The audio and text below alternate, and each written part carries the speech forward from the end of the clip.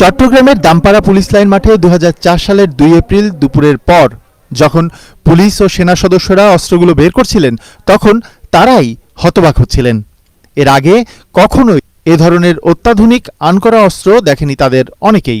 10 truck অস্ত্রের মধ্যে প্রায় 1300 SMG, 400 rifle, 150 Locket launcher, 12 lakh গুলি এবং 27,000 গ্রেনেড ছিল। ওই দিন বিকেলে ঢাকা থেকে হেলিকপ্টারে উড়ে গিয়ে তখনকার স্বরাষ্ট্র প্রতিমন্ত্রী লুৎফুজ্জামান বাবরও খানিকটা বিস্ময় প্রকাশ করেছিলেন। একই সাথে সাধুবাদ দিয়েছিলেন আইন শৃঙ্খলা রক্ষাকারী বাহিনীকে। এটা যারা এনেছে বা যেই চক্র এনেছে তারা ডেফিনেটলি এই দেশের এই জনগণের শত্রু। তো আমরা বর্তমান অবস্থাতে এটা অত্যন্ত খুব আর্লি আমাদের জন্য টু কমেন্ট সামথিং। আমরা এটাকে ইনভেস্টিগেট করছি। ইতিমধ্যে কিছু লোককে গ্রেপ্তার করা হয়েছে। আমরা দেখছি 5জনকে গ্রেপ্তার করা হয়েছে এবং আরও গ্রেপ্তারের জন্য ইতিমধ্যে বেশ কয়েকটা টিম আমাদের কাজে নেমে গেছে। তারা খুঁজছে আরও কিছু লোককে যাতে তাদেরকে ধরা যায়। 10 বছরের ব্যবধানে সেই লুৎফুজ্জামান বাবর আজ সেই মামলাতেই দণ্ডিত হলেন। 2004 সালের 1 এপ্রিল গভীর রাতে চট্টগ্রামের রাষ্ট্রায়ত্ত ইউরিয়া সার কারখানার ঘাট থেকে ট্রাকে তোলার পর আটক হয় বিশাল এই অস্ত্রের চালান।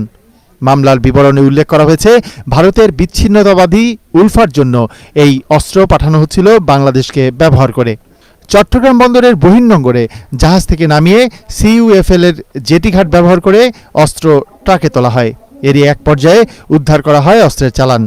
ওই ঘটনায় অস্ত্র ও চোরাচালান আইনে 2টি মামলা হয় ঘটনার পরদিনই। একই বছর জুন মাসে মামলা দুটির চার্জশিট দেওয়া হলেও 2007 সালে অধিকতর তদন্তের আদেশ হয়। পরে 2011 সালের সেই চার্জশিটে জোট সরকারের শিল্পমন্ত্রী মতিউর রহমান নিজামী, স্বরাষ্ট্র প্রতিমন্ত্রী লুৎফুজ্জামান বাবর ছাড়াও সে সময়ের ডিজিএফআই ও এনএসআই এর শীর্ষ পর্যায় থেকে শুরু করে মাঠ পর্যায়ের কয়েকজন কর্মকর্তাকে আসামি করা হয়। এর আগে ওই মামলায় আসামি ছিলেন মূলত অস্ত্র লোড আনলোডের সাথে জড়িত শ্রমিকরা। ওই ঘটনার সময় ছদ্মনামে সেখানে উপস্থিত থাকা উলফা নেতা পরেশ বড়ুয়াকে গ্রেফতার করা যায়নি। এস এম বাবু, এটিএন বাংলা, ঢাকা।